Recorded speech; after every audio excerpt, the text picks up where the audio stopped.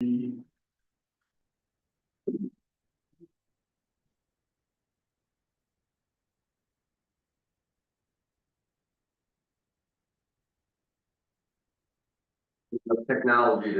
to Zoom and record on YouTube, and we have a giant TV and all these cords for some reason. All right, call the meeting to order at 9:17.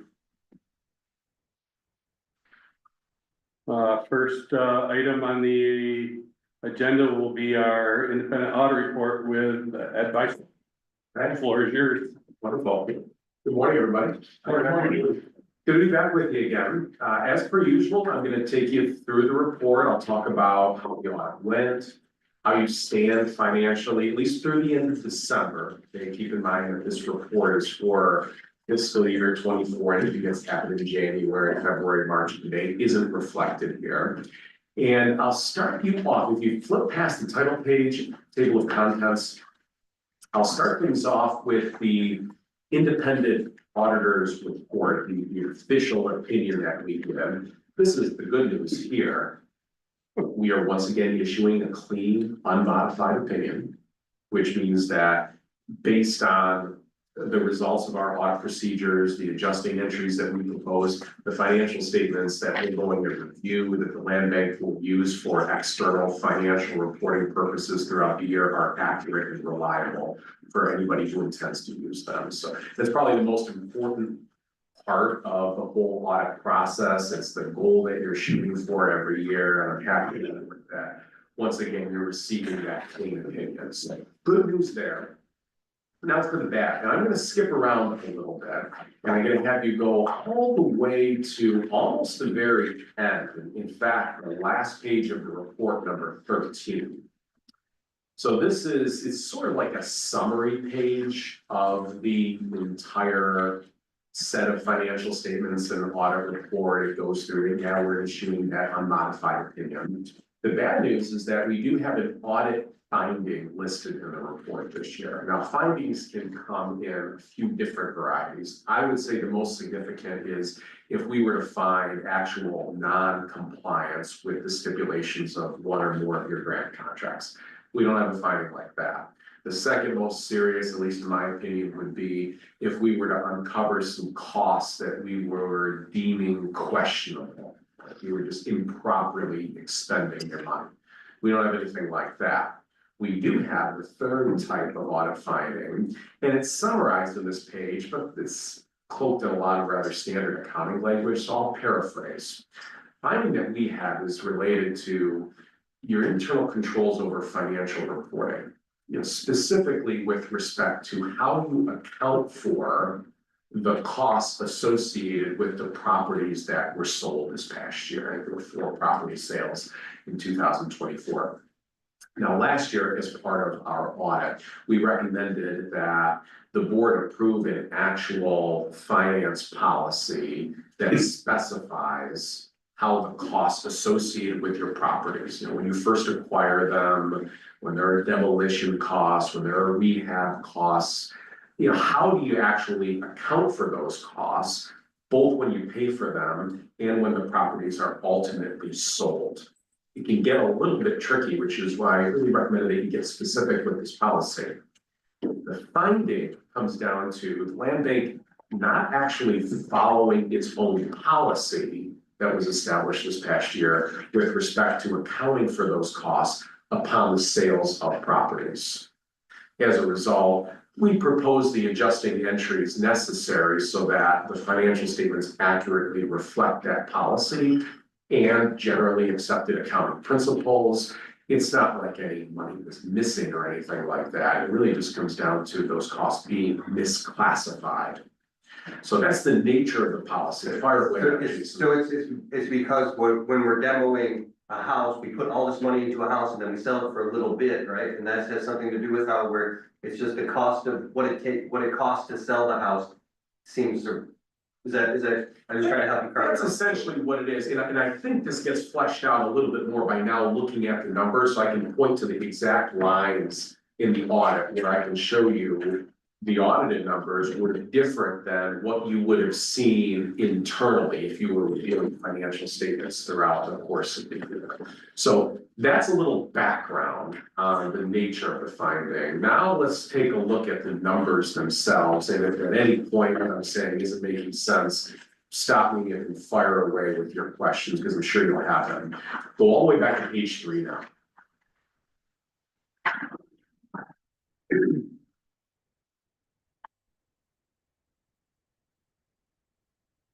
So this is your balance sheet, or as it's referred to here, a statement of financial position. We always present 2 years worth of statements, so you have some basis of comparison when you're reviewing the audit.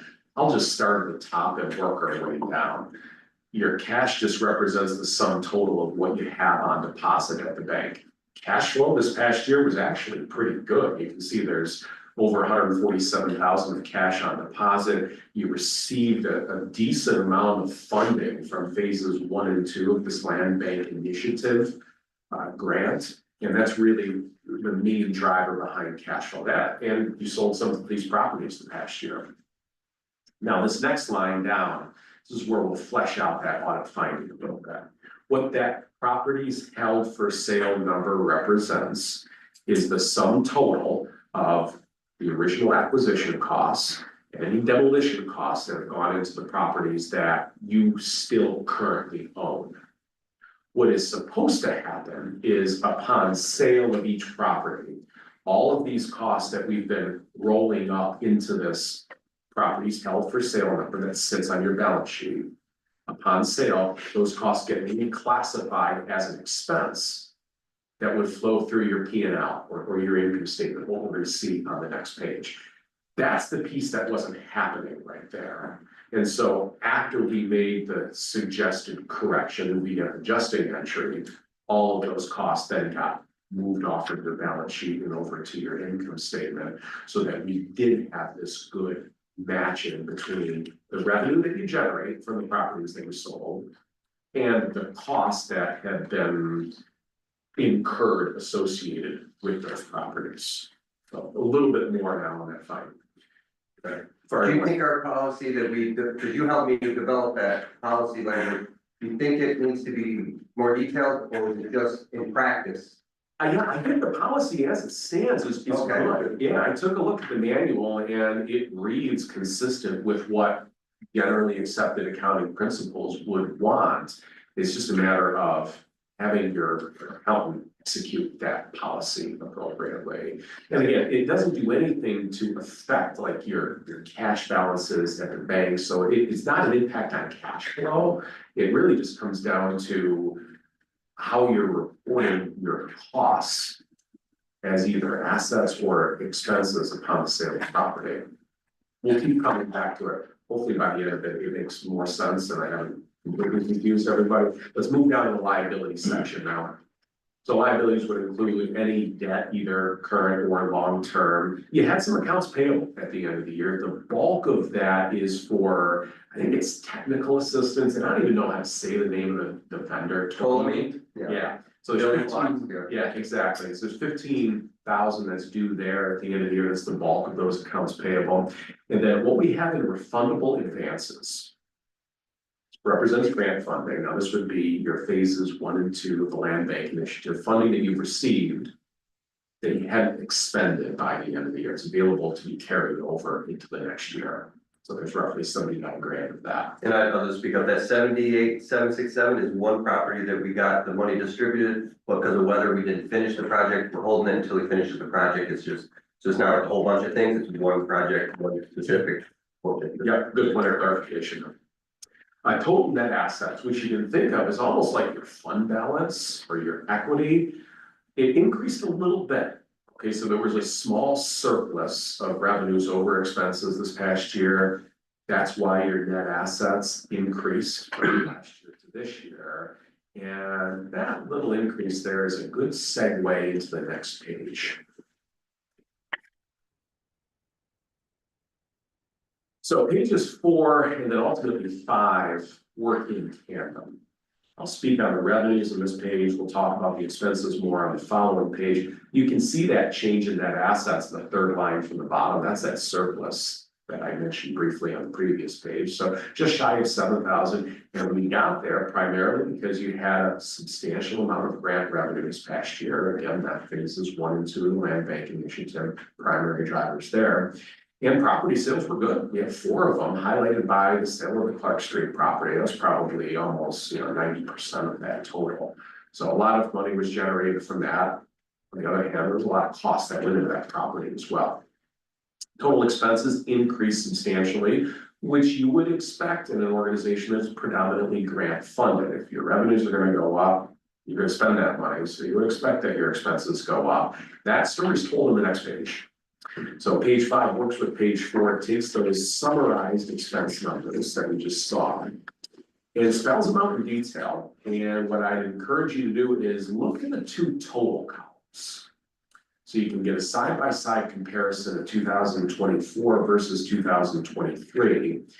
Now, virtually all of the line items, at least everything from contracted services down, those numbers are exactly the same as what we would have seen in turn. Yeah, we group them, we consolidate them a little bit, but no changes in those numbers. I'll speak on those first. Most of them relatively consistent year to year. You can see that we broke out this technical assistance, which amounted to 35 grand altogether. That was a brand new cost this past year that we didn't have previously. So I would say other than the cost of property sold expenses, that's the one big difference from last year to this year. And now speaking on that cost of property sold, this is the number that would have changed from what you would have seen internally. And so again, going back to that finding, the accounting rules prefer that you maintain a good matching between any revenues that you generate and any expenses that you incur. So in years that you sell properties, okay, whether it's Clark Street or Main Street, whatever else you sold this year, the money that you generate from those sales should also have expenses shown alongside. What expenses?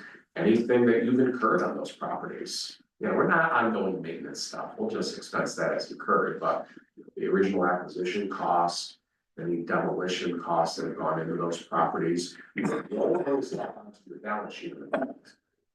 We save them until you sell those properties, then we move them off your balance sheet and over here, and then show those costs as an expense in the year that you sell the properties. Again, to preserve a good matching, the revenue that you generate and the expenses you incur on the same properties. Is that also with a capital outlay? Is that what that? Correct. Okay. Yes. What's that? Same thing you just said, just do it. Oh, okay. Yeah.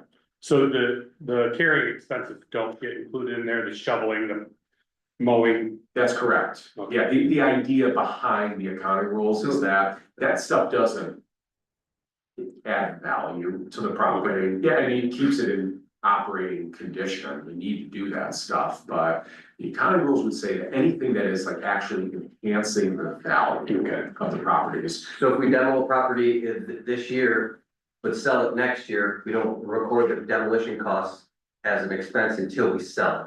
That's correct. Pretty much the long and short. That's correct.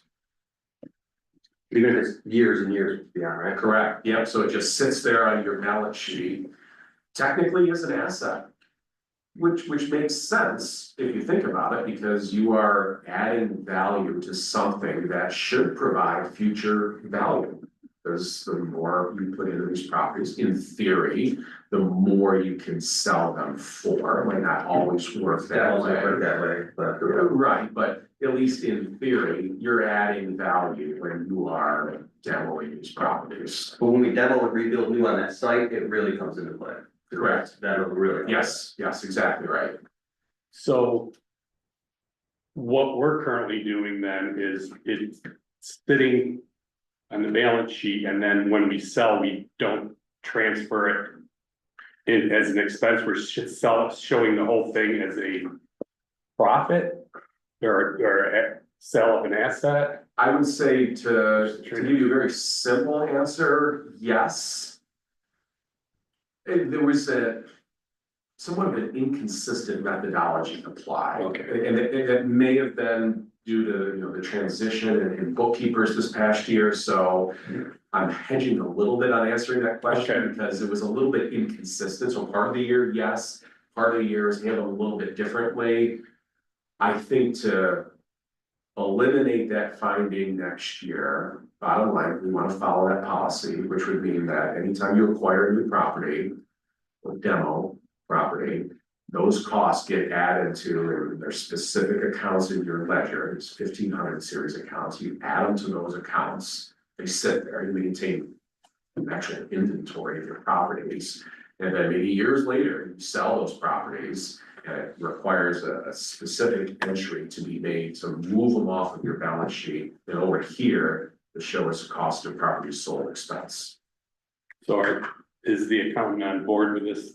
Yeah, I think As of I today? did a good job of explaining it to her, and they Okay. really went back and forth quite a bit. I wasn't privy to all their conversations, but We did go back and forth quite a bit. I'd it didn't almost, traumatize her too much. I'd almost like to see like mid-year, like if you sell a couple more properties this year, what's actually happening internally. Yeah, maybe, not something as official as an actual audit, but maybe like a mid-year informal review where I look at things for an hour or two.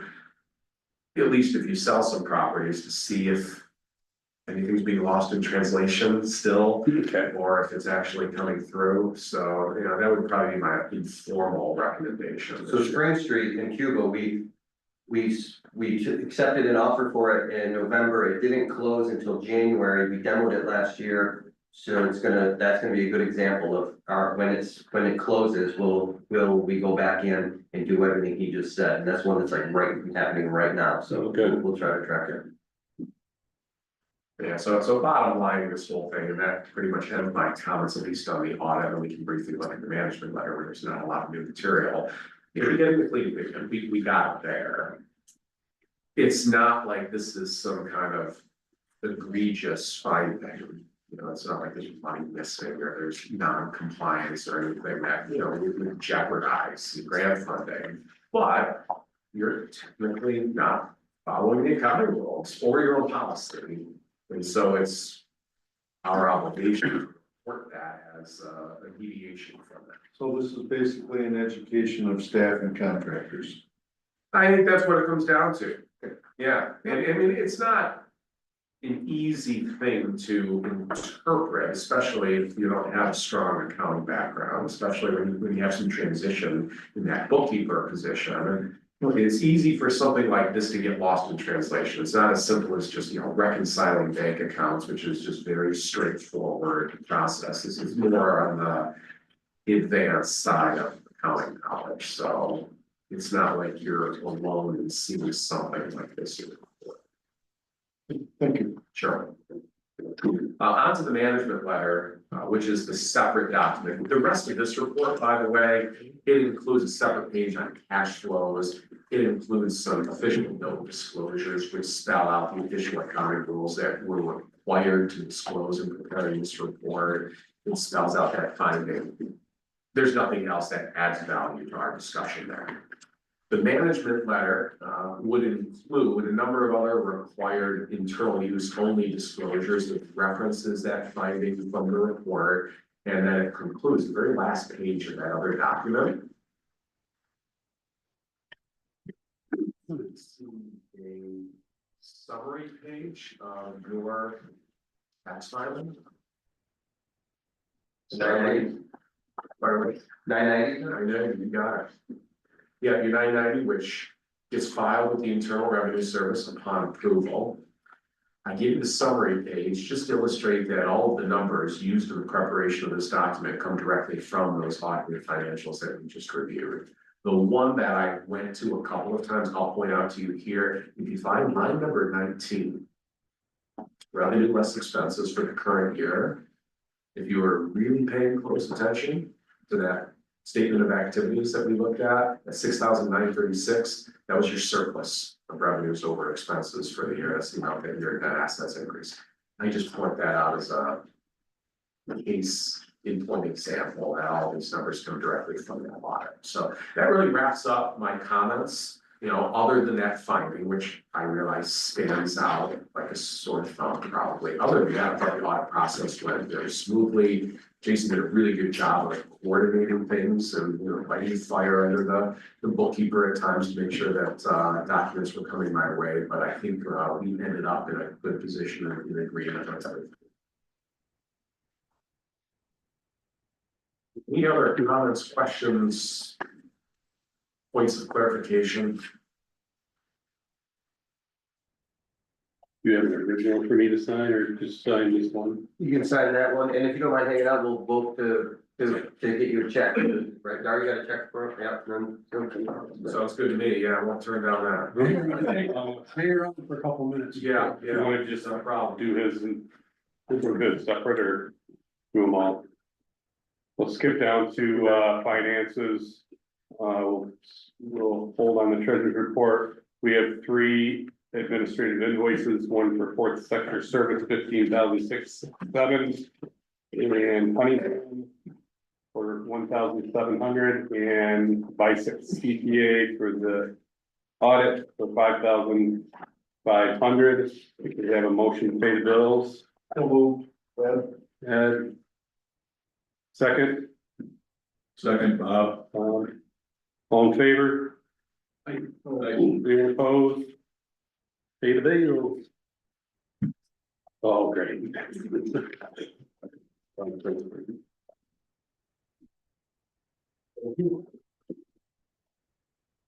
Sir? Yep. Good to see everybody. Yeah, thank you. Yeah, I certainly will. All right, Casey, good to see you. Nice working with you as always. See everybody next year, same time, same place. Yeah. Halfway through the year. No, we'll see you during the middle of the year. Yeah, that's right. Are you ready to go? I still remember, I think it would have been like 5 years ago, almost to the date. I presented at this meeting and then the pandemic shut everything down. Snuck this in. Yeah. And then that was it. So I still remember that. I believe 5 years from now. Okay. Okay, thank you. Thank you. All right, so we're gonna skip back up to the treasurer's report, Dar. I'll take it over if you don't mind, Dar. No, wait a minute. Did you approve the minutes from the last meeting? Oh, thank you, Ed.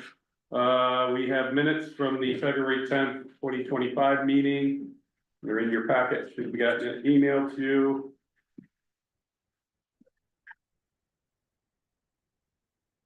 Are there any additions, deletions, corrections?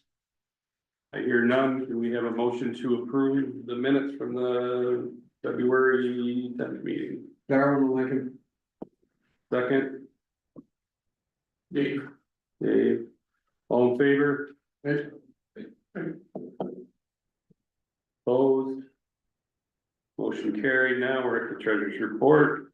Should be this in your packet. So the first page is our administrative budget. We're going to we just started our 3rd year of phase 1 funding. We received, previous years was 98,000 and change. That got increased to 195,000. We submitted our first request. It has not hit the bank account yet, but we've already started spending it. Yeah, I checked last night. That's right, I sent them a reminder that we requested. I requested it with another phase 2, which got approved, so I believe this just got lost in their emails or something. But so we've drawn 82,501 out of that, 195. None of it's been used for maintenance. We paid off that technical assistance bill, and the rest goes to the 67,501 is Q1 of 2025. So I'll be requesting again here for another round. So this grant we request in advance, so I'll request for Q2 now, and then then phase 2 is reimbursement only, so it gets a little tricky that way, but this I would be requesting another chunk for the next quarter. Okay. And next page is phase 2, that originally was 315,000 or 373,000. 800, and they increased our budget on that to 315,000, so for a total of 701,958 we started with. If you look down in the body of it, we've used 3 program delivery, or sorry, the left column is what we have budgeted out of that, how that's split out. That 3,542.60, that is a result of Ed's work with the audit. That is cost of goods or cost of property sold that we're tracking now properly. What number was that? That the middle column there, 3,542.60 of program delivery. It's the first program delivery we spent out of this.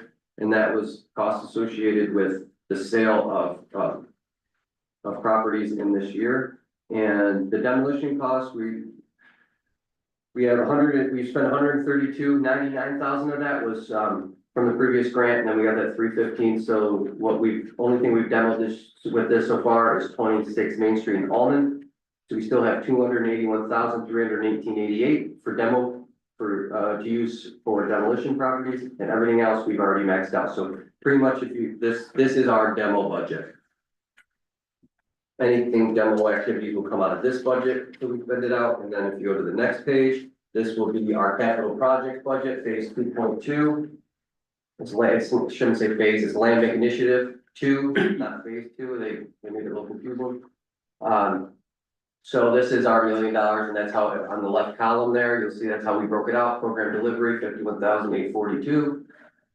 Pre-development, which would be soft costs associated with projects, and then, rehab stabilization at 885. So we haven't tapped into that yet. I'll be tapping into that. So we got, we'll talk about it later in the meeting, but we've already got approval to start getting surveys, tests and stuff like that. We haven't got capital approval for capital projects yet. That'll be down the line a little bit, hopefully by next meeting. And the general fund. This is the blue box is what money that we've got from sale of properties. And then the body of it is a breakout of $50,000. You see the $50,000 general fund. That's because when we go after these grants, we have to have some skin in the game. So in the grant application for the $1 million, I said that we would have 50,000 of our own money to spend on these projects, and that's that 50,000. So we'll track that and spend that before tapping into any other of our other general funds. Clarification. Yep. So this 50,000 is all the money that we have? No, that's just what we have dedicated to skin in the game on this grant. For the grant purposes. So where does our money number show up? That is, 132,349.46 is our money. And the discrepancy between that and the bank account is because we've been using some of that to cover until we get those grant funds in, and then it'll go back in there. Gotcha. So we're kind of. Yeah, the check balance right now is 135,000. Right, and so, and then once we get the grant money in. Gotcha. Yeah. Okay.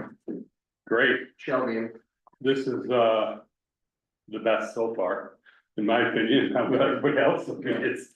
And it saves probably about 15 minutes in our meeting. So if there are call motion to approve the treasurer's report is submitted by Dar. So moved. Ed, second. Any other discussion? Other than that's great. All in favor? Right? Opposed? Motion carried. I'm gonna toot my own horn on this. I did that without the accountant. Her numbers were off again, so I sat this weekend and I looked at every invoice and every disbursement we got. And I drew that up on my own. I'm gonna work with her to make sure that she can copy that in the future if we want, if we plan on. Good. I'd bring it back down from this roof. Yeah. All right, so page 1, that's the end. We move on to capital invoices. So we have 3 invoices from Clinton Brown. 2 of those invoices are closing out the work that they did at 31 Grover for the historical structure report and for the application for the historical tax credit. The other invoice is to start the work on the feasibility study at Springfield. So, do we really want to approve these? I guess we have this as a record, right? The invoices are a record. For, Well, we're gonna approve $7,883.25. Yeah, in the three, we really need to have that separation of monies, but I guess the invoices are what we'll use for that. I just, yeah, or you can just break them out and do one at a time, but first. what's everybody feel? I guess as long as we say for, Maybe in the motion say for the three separate, well, we can do it all in bulk, all three of them.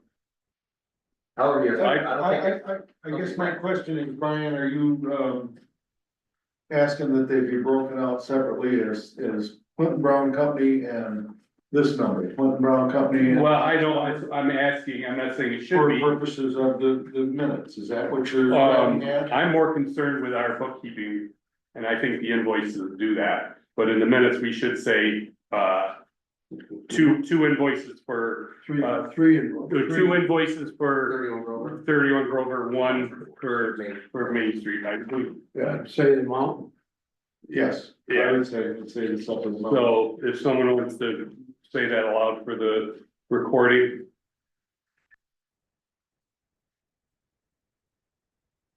Well, before you go on, maybe we should, let, Jason explain the difference, the two epics before we go on to a motion. Then we can do all of them, okay, Yeah. then the Epic contracting Okay. is, one is the gut out work that we approved back a few months ago that they didn't get around to because of weather and other work. And that's the one for 31 Grover, and then the other one is a change order to the gut out at 15 Second. They got the place gutted out as per their contract to do so, and they exposed a hanging chimney. The chimney was above the first floor and below the second floor, just hanging out in there, precariously and unsafe, so we got them back in there and did that. So it's pretty much an emergency spending, but we just added it on to the contract they were already there for, that we had paid them out, so. I think, for motions, let's vote on these one at a time. Clinton Brown, Epic, because Epic has two, you know, what I'm saying, instead of one. Oh, okay. So a motion to pay 3 invoices for Clinton Brown In the amounts of. in the, So yeah. moved. So two for Grover Street at $2,322.50 and $1,061.25. And the one for the comprehensive feasibility study for Main Street Friendship 4-6 for $4,500 for a total of $7,883.25. Please entertain a motion for that. That's your motion, is it? I did, I moved it already. Second. Okay. Oh, okay, Ed, okay. Dave, all in favor? I, Okay, opposed, motion carried. And we have 2 invoices for Epic Contracting Incorporated, one for $19,525 and one change order of $6,680 for a total of $26,205.00. If you get a motion to pay Epic Contracting 2 invoices. I'll make that motion based on that description. Second. Second, I have some further discussion. I Okay. forgot to add that for the 19,000 at 31 Grover, they're following a prescribed demo that wasn't part of their original agreement because we didn't have the historical structure report. And it was less work than they previously agreed to. But we also had asbestos abatement at that we were gonna have to hire separately, and they were licensed and just did asbestos in handover for us, so they threw that in, and now we're getting the asbestos done for that same price. Good. excellent. All right, all in favor? Right, Opposed? Who did those motions? I'm sorry. Dar and Bob. And finally, we have a invoice for Northeastern Environmental Management. This is for completion of New York State Certified Labor Asbestos Monitoring at 31 Grover. That's what I just said, this is a third party, Oversight, oversight on the, what I just mentioned, is, $2,000. You have a motion to pay that? So, Ed, second by Dave. Dave, all in favor? I did not get a check for that. No? Okay. All in favor, I think I got a nay, but no opposed, motion carried. Okay, funding, Nothing to really report that I didn't talk about in the, as far as land bank initiative and the treasurer's report, HC, that's coming later on, and AHOP is a new construction product that we're looking at to do new builds. So really, we'll move meeting along and no updates on funding. okay, infrastructure, All right, 26 Almond. So 26 Main Street in Almond we've demoed it. And it is in a 100-year floodplain. It has to come up to new code, obviously, because it's a new build, but we also cannot do any ground disturbance. And the new building has to be built in the footprint with some floodproofing. So we need to procure a architect or engineering firm to help us get some drawings and in a site plan for that.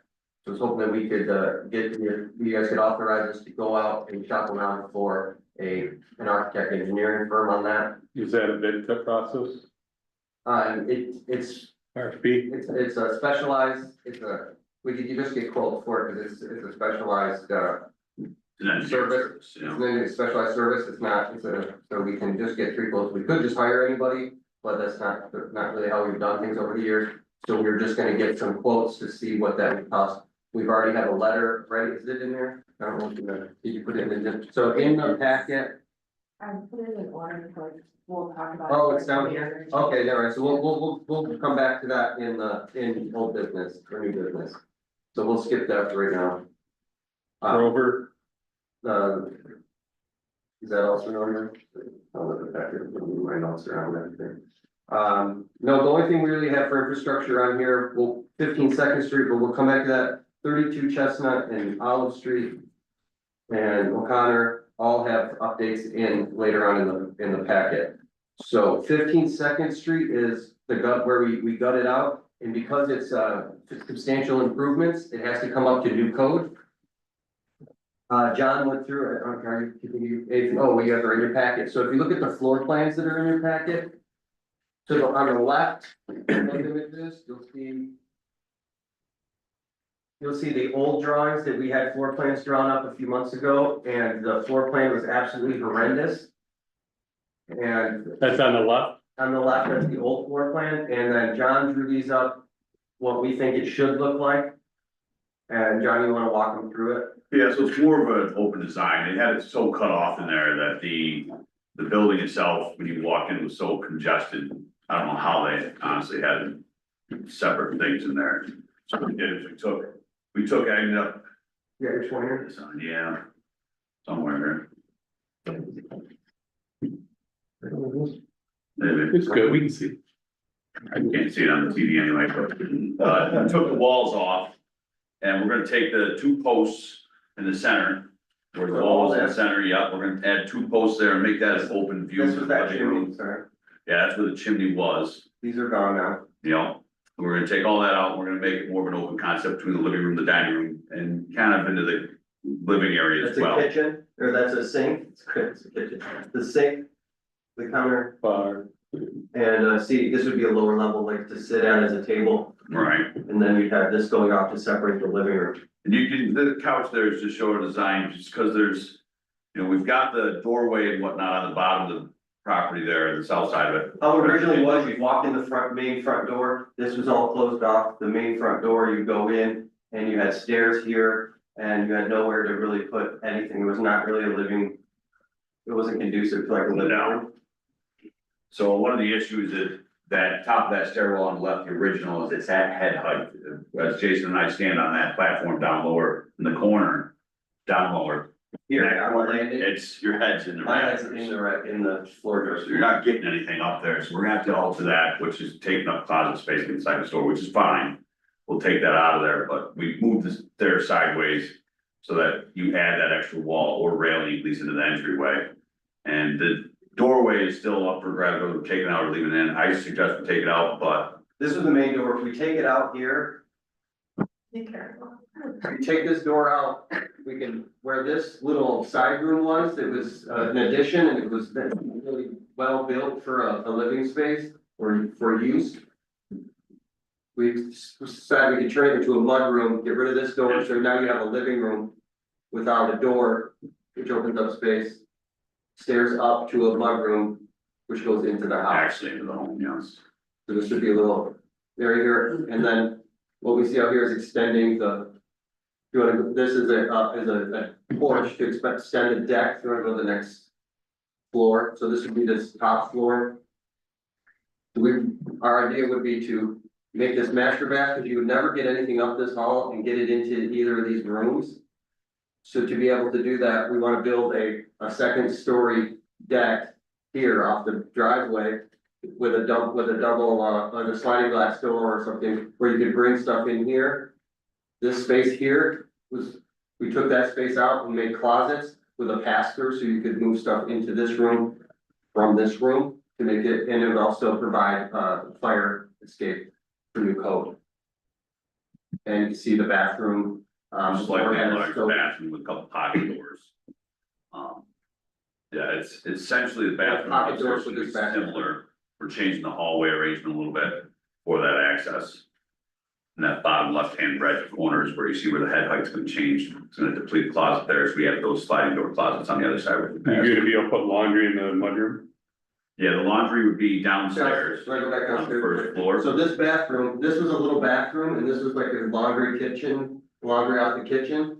So we Oh, I we're see. gonna knock that door out and make it one big laundry bathroom. Half bath With a laundry pantry, and then and the then pantry. wall it here to do pantry out the kitchen. Oh, nice, okay. I see it now. Back to the other floor. The small bedroom. Are you saying that there's a pass-through door into the bathroom? Here? Yeah, so Yeah, the pocket door like for a that. pocket door to be able to, Why would you do that? for sellability, to make it you could have you'd have like a master, we go in the bathroom where if you lock the Yeah, bathroom but door. it's never gonna be a master bedroom. The Not a master. The front one's the master. No, it's just a theory, just because of the doorway getting through there and pulling things into the building. It's I wouldn't possible. put a door in Yeah, there, it whatever, doesn't have to be. This was theory. take it out. We're thinking pocket door because it gives, if someone wanted to have this as a guest room. So And you this have, is the master or vice versa. so you have somebody coming in from the other bedroom into the bathroom and somebody coming from the other one into the bathroom. We can lock it. So you Yeah, can lock this door. Well, put- You can walk around the corner for Christ's sake. okay, we'll put a doorway there. How about that? How about just a wall? Yeah, all right, It's fine. looks good. It's common in the design, that's why it came up. Yeah, and yeah, we're trying to make it, because it doesn't have much appeal to it on its own, so we're trying to add little features to it that would help. And if I wanted it as an Airbnb, I thought that would be a good, for.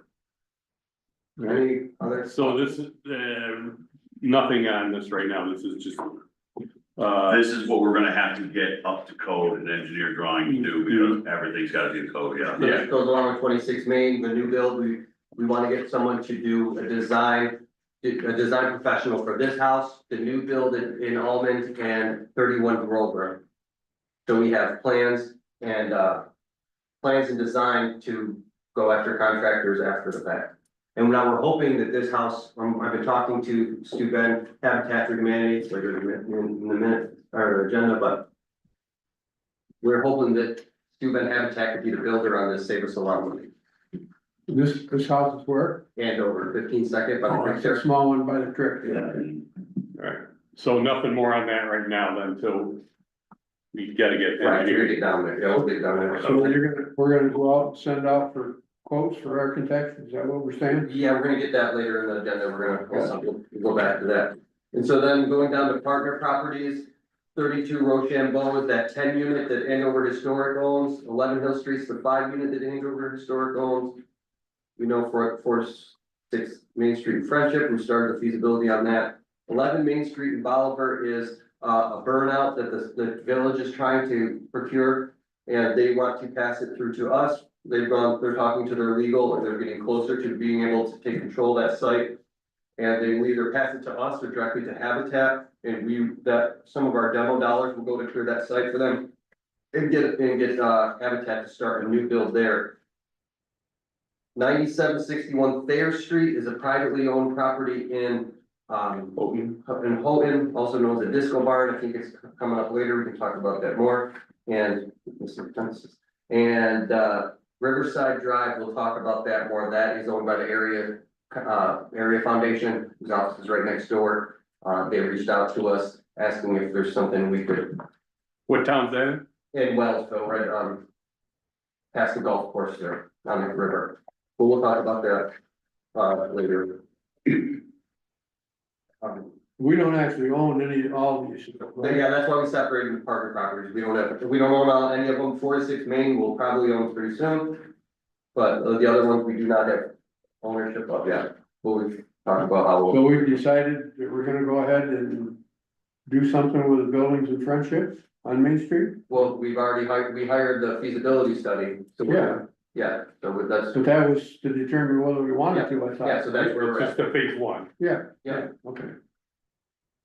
We just paid the first invoice for that.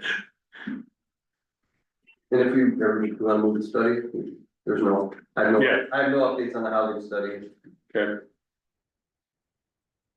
And executive director's report, pretty self-explanatory. We got that chimney I spoke of.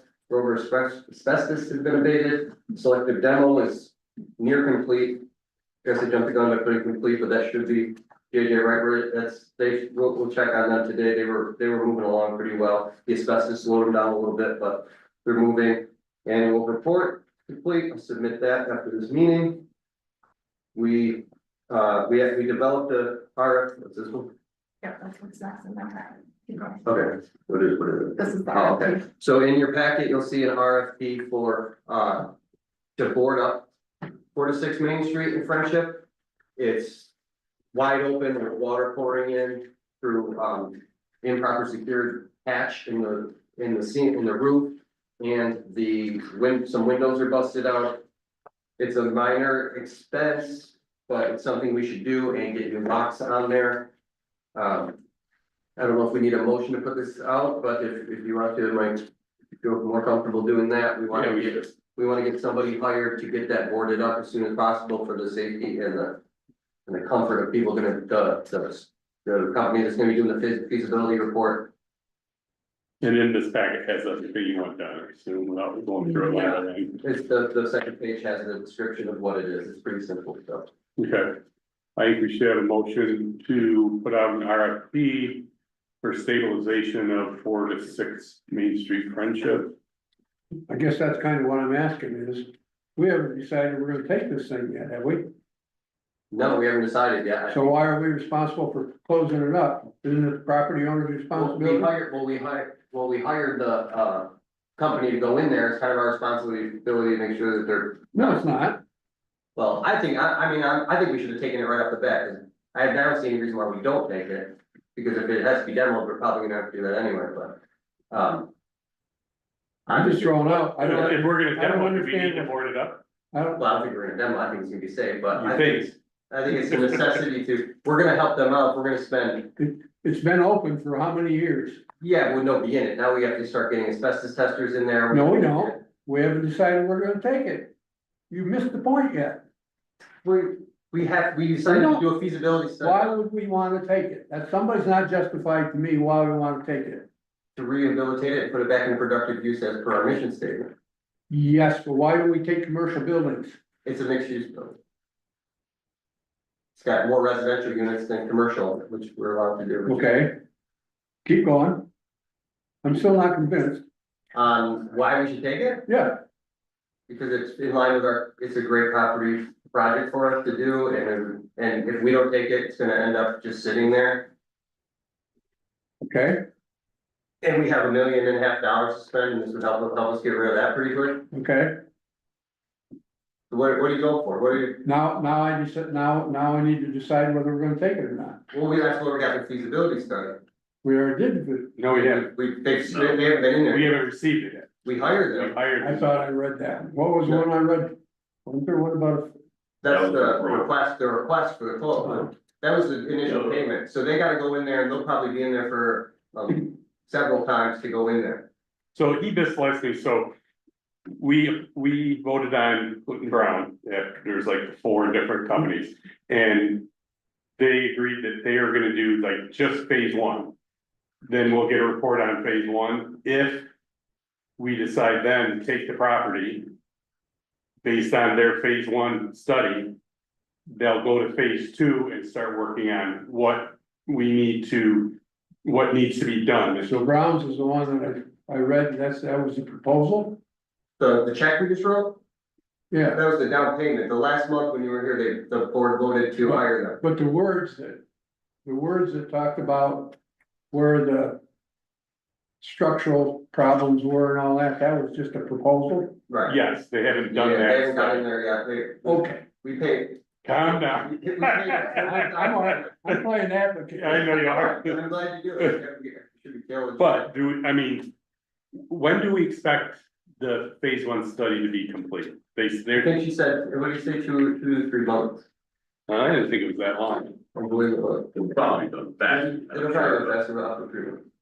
Can I back up? Just so that I know I'm on the same page as you and you're on the same page as I am. You're proposing that we board it up, even though we don't own it, because we are sending people in there, even though we don't own it. Right, okay, Correct. and I'm for that. I just want to make sure.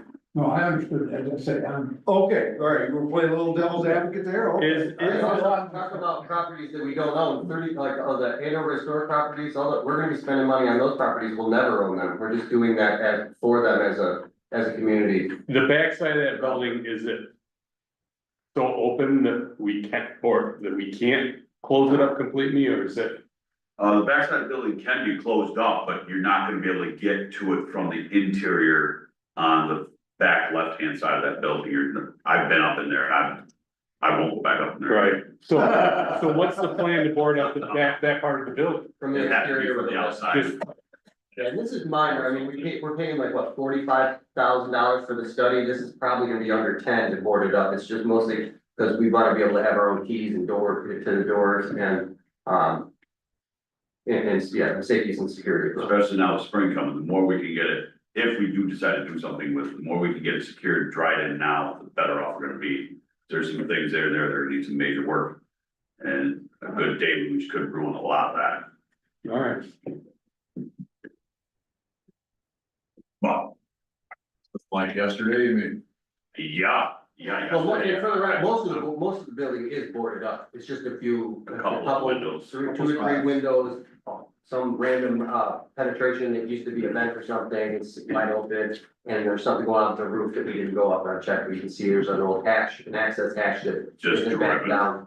we don't have to do anything with the sidewalk out front, or it's, Not yet, we're gonna see what they That's what recommend, they come up with, yeah, it's. but ultimately, I there's think some that's gonna be the part of the property, not the municipality. But the municipality will work with us, because they've been trying to get someone to do something for a long time, so.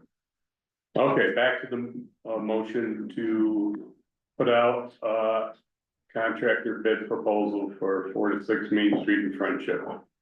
So, Ed, second. all in favor? yes, Aye, opposed? Motion carried.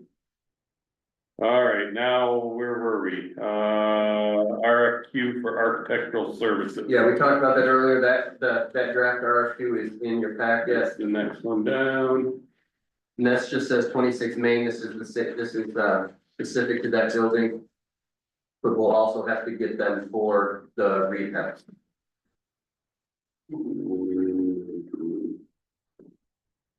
Which ones are?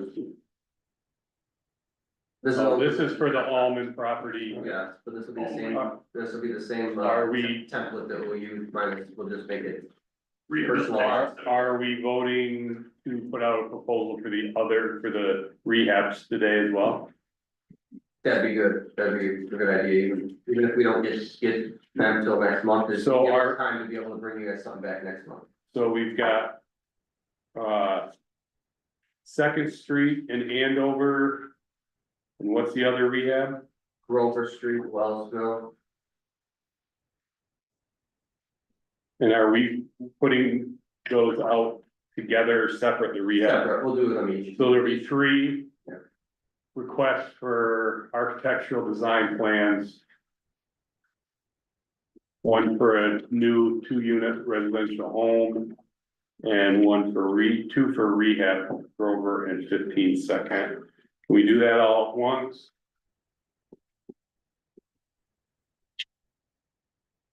I propose you do it separately. Okay, let's do a RFP for, or RFQ. For architectural design and plans for a 2-unit residential home. At 26 Main Street, Alman. Motion, Ed, Second. Dar, all in favor? Aye. Opposed? Motion carried. Now we need an RFQ for architectural design for 31 Grover. As the rehab design. Motion by Dave. Second, Darwin. Dar, all in favor? Quick question, on Grover.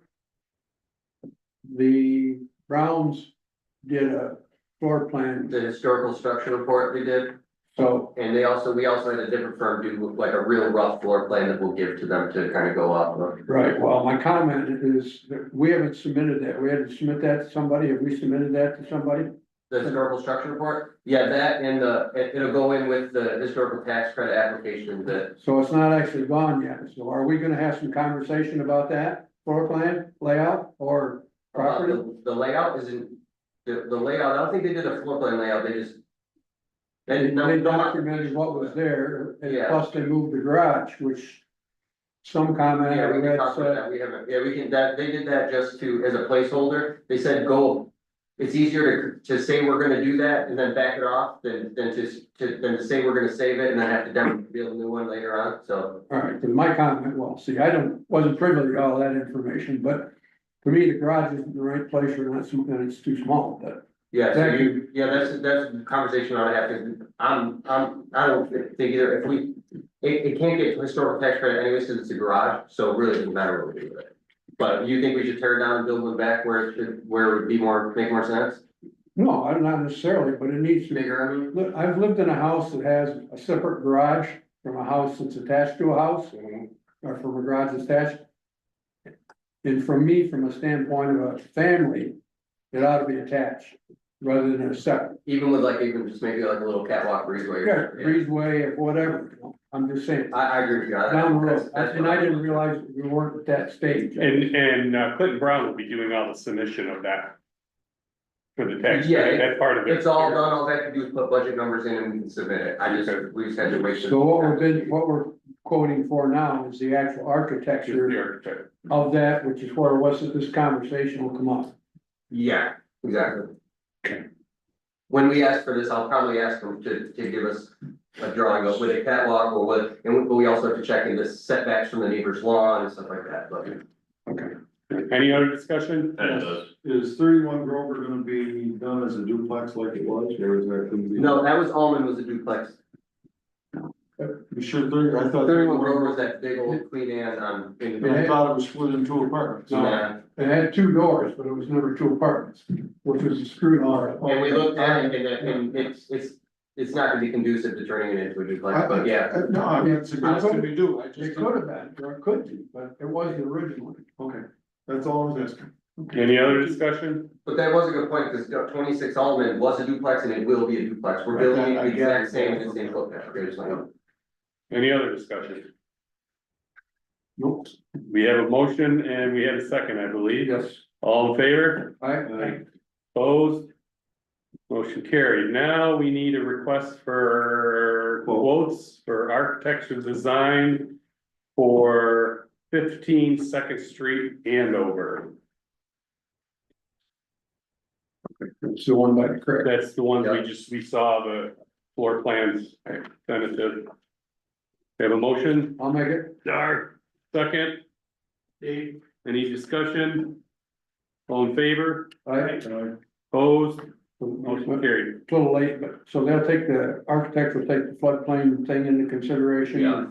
We'll try to do a little flood, not flood proofing, but flood prevention is what we do. And we've already put a septic in there, and the septic passed the review, so. Moving Back on. to your report. We. Historical structure report is completed, we just talked about that. SHPO is the state historic, we've submitted, a determination for all the properties that are currently in our inventory, except for Grover and Second and Main Street, which already had passed that. There was historical significance at 9761 Thayer Street in Houghton and at 11 Hill Street in Andover. So we have to get them some, just extra pictures of that and a work plan. So we're moving along on that. Then, item 8 there is we got a secret determination for all the new projects that are okay to proceed to do studies. If there was nothing significantly wrong in the environmental, first look, so. Great. Next month, we'll try to get that draft scope of renovations, we gotta get co-development agreements with the owners of the apartment properties. Hopefully we get our first distribution of that $1 million grant. We'll engage architects, we had talked about, Where's the Second Street Hanover on our infrastructure? that's 15 seconds. The one we just talked about with the drawings that John did. It's just spelled out, it's not written, numbered. 15, that's. Oh. Sorry. So we talked about stuff and then. Barriers to meeting goals is just environmental reviews from HCR, we'll see what. Because we need to get asbestos testing and site contamination declarations at every site we work at. Those are not out yet, we have to, that's coming up, we'll talk about that later. And upcoming events, BOCES is having a trades fair, on the 10th of April at 9 AM. They asked us to do a little land bank table there, so, to teach the kids, to talk to the kids about what land banks do and what community development work careers could look like. So we'll probably have a table there as a favor for them doing some work for us, which we'll talk about in new business, so we're ready to go all business. Posting meeting recordings. So there's some new guidance coming from the Authority Budget Office. I don't know if you guys saw this, the Freedom of Information Law and Open Meetings Law, it's in your packet with the New York State logo on the top. Hand it out later. Something that jumped out is that we have to start streaming these things, which is why we're doing this. Something that, so video content. Most of this we comply with. There was one thing that jumped off to me on the very back page of that. Says, minutes of open meetings must be made available and posted within 2 weeks of the date of meeting. Unabridged video recordings, unabridged audio recordings, and unabridged written transcripts may be deemed to be meeting minutes for purposes of requirement. So unabridged is kind of a loose word, because means we can't pause it, but then when we go into executive session, we have to pause it. And then the next line says, minutes of executive session are to be made available within 1 week of the date of executive session. I've never heard of anyone taking minutes of the executive session, henceforth why you have them, so you don't have public record of what's going on in those meetings. Does anybody, and you guys are all sitting on other boards, has anyone else ever heard of such a thing? No. We take minutes in our executive session, but they're not for public Right. dissemination. Right, so they're available, so I guess we just keep minutes during executive session and keep them for our own private use in case they're foiled or audited. I don't think That's- they that's- can foil executive I session. Not think- foil, I guess I did, just in case they're requested from the, From a member of the board. okay, yeah, that's true. If one Yeah, member of the board wants to see, That's maybe true. you weren't present, Right, or you needed to go back and that's verify probably, what you're that makes the most sense. 'Cause then- discussing. And if they don't have it, it could be a way of keeping somebody out of the board, out of business, and then they Yeah. complain, that makes sense. That, I would So that's something we're read that going forward. We're going forward, we have to make sure we comply to that. Other than that, is there any other comments about the recordings and all that? It's above and beyond what is necessary to conduct things in honest business, but that's the way it's going, so. Well, let me just add that one of the reasons that that the state snowmobile organization kept minutes of executive session was, as Brian stated, if there's somebody, a member that's not at the meeting, they could, Yeah. ask for them, but it was also meant so that staff had something to reference should they not remember what was said or done. To justify the motion that So comes that'll out of keep it. them from out of falling in the Exactly. frying pan unexpectedly. Yeah. So, Makes sense. it's Yeah, it seems like as a much, good practice, I've as never much seen. for you Yeah, as it is for reference. yeah, it's good practice, I've never seen it mandated by the state, so. Yeah, I know, We never did with the town, What's that? we never did with the town. I think Years it is a on good the town practice, board. so. Well, we didn't on the school board either, but again, it's the difference between Yeah, the different boards. I mean, there were no written minutes, the secretary might take Well, All notes. right, any we're more? to practice this because we're probably going to make that session later, but we'll talk about that. Okay, so moving on to video guys, we got, the tax foreclosure. I have not heard anything back, I've reached out and asked. I can keep, I don't know how pushy you want me to be on this. Is anybody joining us from the county today? Negative. Or so. I'm the only viewer. So, I think we have a lot of support. I think until they get through. Is their budget done? Yeah. So. John Ricky approached me at the chamber meeting dinner. He wants to. I told him the meeting today. He wants to get back. He's always been a proponent of this board. So. He likes what we're doing, wants to start, pushing, and we spoke of the treasurer's office barrier, and so. I think maybe.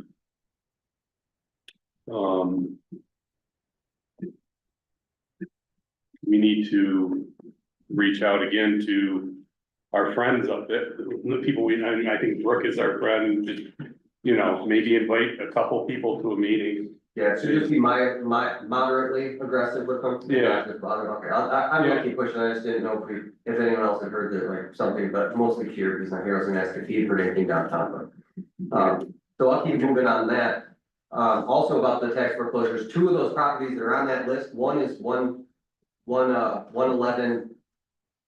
Main Street Bolivar, which we talked about, that the municipality is trying to get to tear down, and the other one is 63 Seneca Street in Wellsville. I've never gotten so many Inquiries. inquiry calls about that once a week. Someone's calling, code enforcement's been there, the neighbors call me, they're trying to get the county to get off that property, give it to us, so we can do something about it.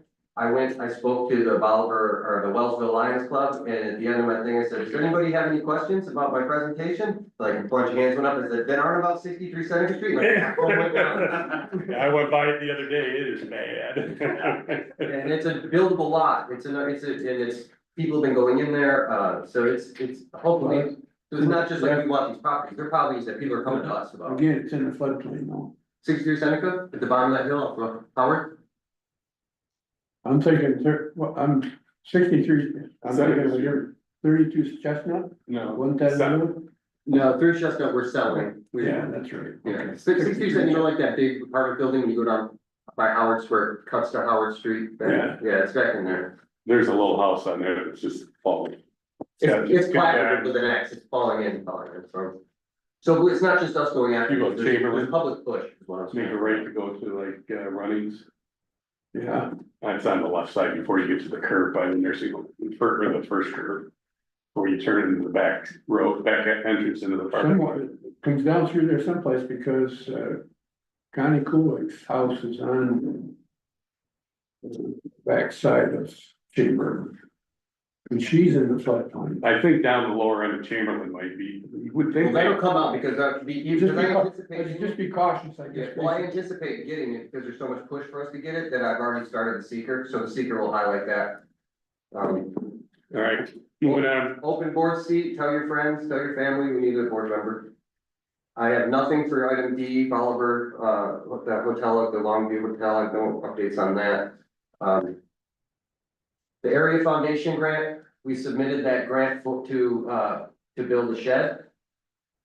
They meet Wednesday, so that's submitted and they will meet Wednesday to go over that. We already talked about, 111 Main Street in Bolivar, the village is trying to get us that one, it's also on that tax sale list that we requested. 9761 Thayer Street in Houghton, it's an original Houghton Academy dormitory, also known as the Disco Barn.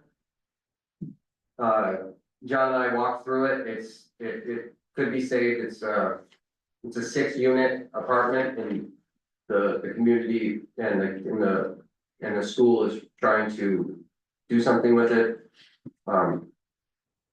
We're just doing preliminaries on it, it's really, there's not anything we can move on here, but I am starting the seeker process just as a courtesy to them and try to see, and if it's something that we can go after, there'll be more, we'll have more on that. Did you wear your hazmat suits when you went through It it? wasn't that bad. Like Phil says. It was bad, yeah. No, there's some stuff, there's not, it's a 3 out of 10 if you wanna Oh, yeah. compare to other stuff we've done there. And Steuben had it for humanity, I don't have any updates, but the last I spoke with them, they really wanna work with us on the east edge of the county. So that could make them some good hands to work on, Andover Street and Almond House being built, really save us a lot of money, I'll have more. I'll follow up with them and hopefully have more about that next meeting. And on the new business, Mr. Chairman, can we do that? Yeah, new business. All right, I'm The gonna general service. give it over to Kate, so Kate's gonna explain some office and general services stuff that's out there. Yeah, so this is just the one page that's next in your packet. So we found out from other land banks that, we are able to use, there's a New York State contract extension program for certain, bids that they put out, and, it's a very simple application because we're a government agency. And I filled this out in advance and we'll just need Brian and Darwin's signature today if we want to move forward with it, but essentially we can get things like stoves, fridges, whenever we're actually for some of these new construction properties or these rehabs that we're doing, we'll be able to outfit the kitchens and, with appliances. That's our main goal for it, and I'll look into any other things that we could buy from it, but we get state pricing, which is, some of the other land banks are already using it and flagged it for us, so we thought that was a good idea.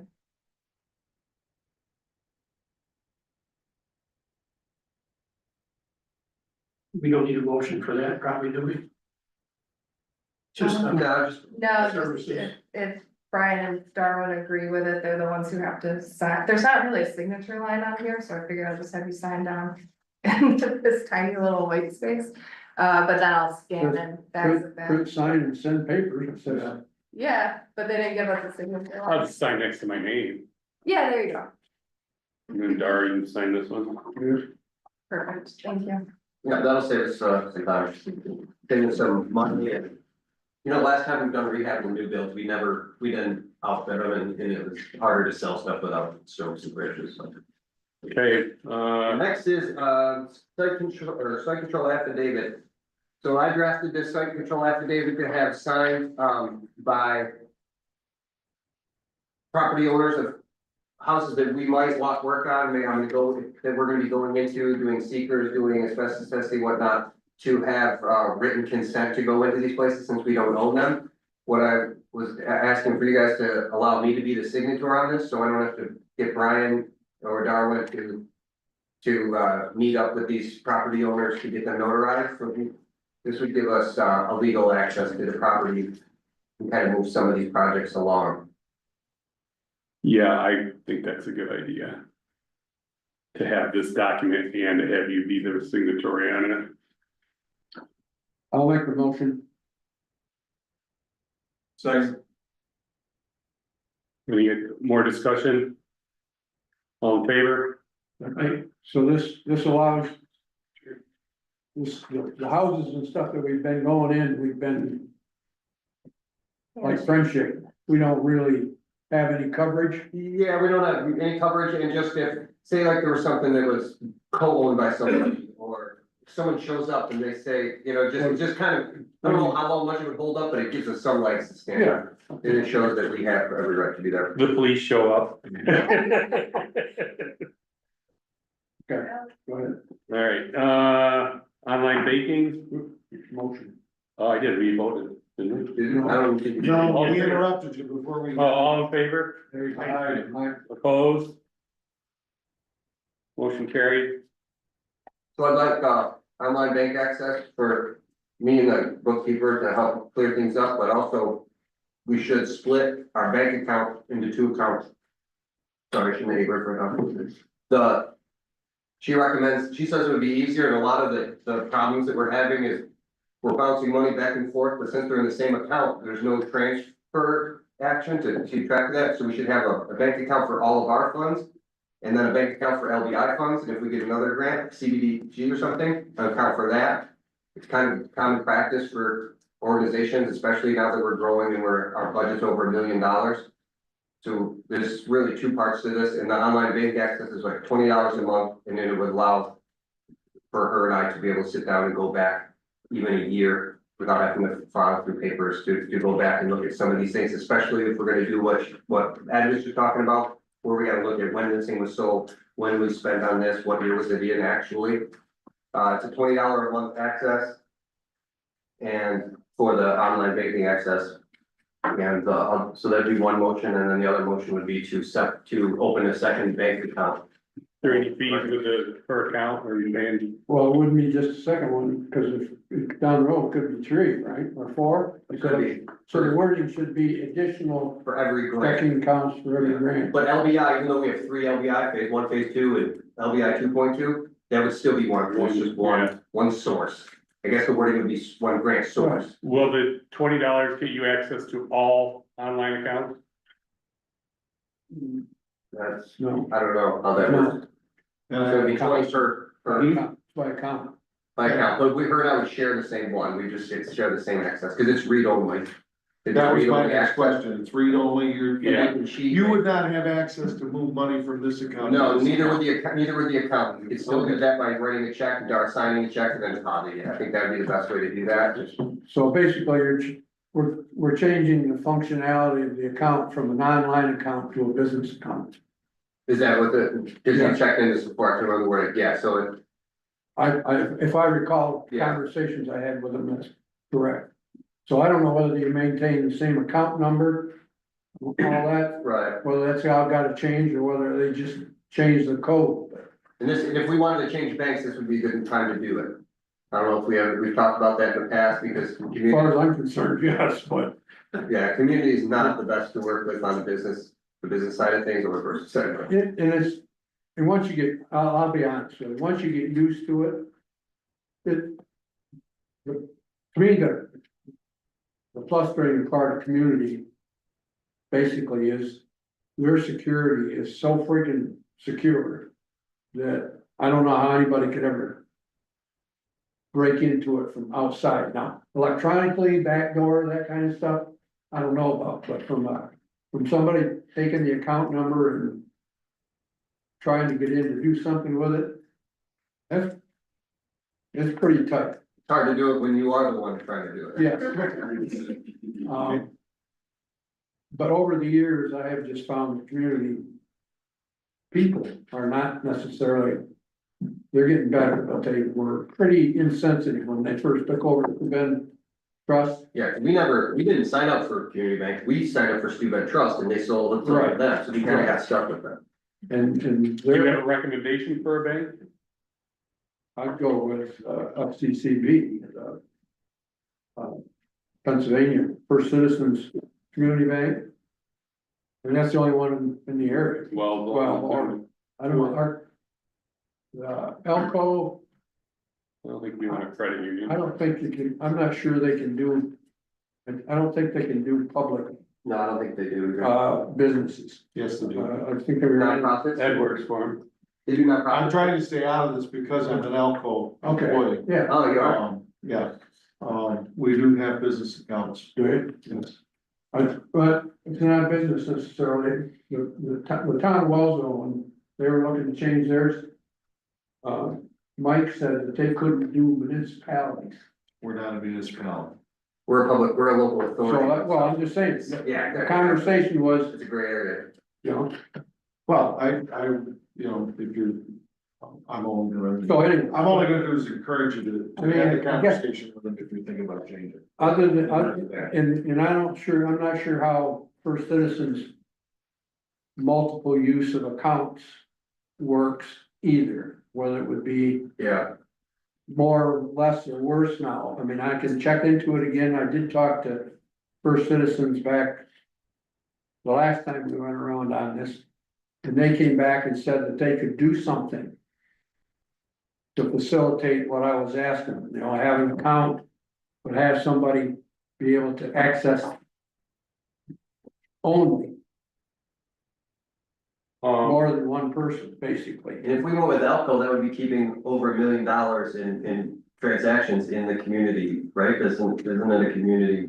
Right, but it's, So that would be my. five counties, Allegheny, Cattaraugus, Steuben, and 2 in Pennsylvania.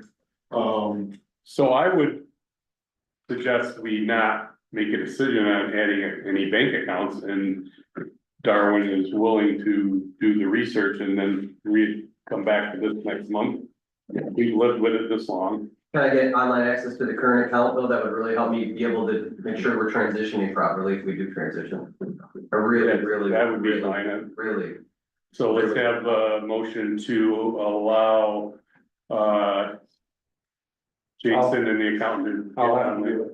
Yeah, for Darwin to create the online access for Jason and. read-only access. Read-only access. I'm just making sure read-only gets into the motion. Read And it. you're making that motion, then? Yes, I am. Okay. Second, I'll say it. okay, all in favor? Aye. Opposed, Bye-bye. date sustained. And just as a point going forward, I'm not sure whether Alco can offer a read-only access. Yeah, I'll I'll talk to Mike I'll and talk to them. New York has an extra. Area foundation, Okay, area foundation owns that property I discussed earlier, it's 3197, it's an old, I mean, this thing is frozen in time, the person who owned it, I can't remember the family's name, do you remember the family's name?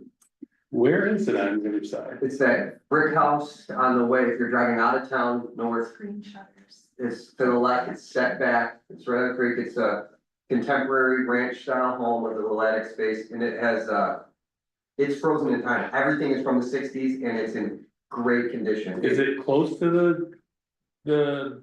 Right on the road, Before the curve, yeah, Like how, like right before. couple the- houses maybe. okay, it's, so you got a house that sits on the riverbank down below? Yeah. It's gonna be like next next one. Next one or two up. Okay, all right. Right there. I think there's a white one right on the bank above the one that's. Yeah, and then it's the next one. So they had that house and they had it, they said if it was all fixed up, it would appraise at about 200,000. They. How'd they get it?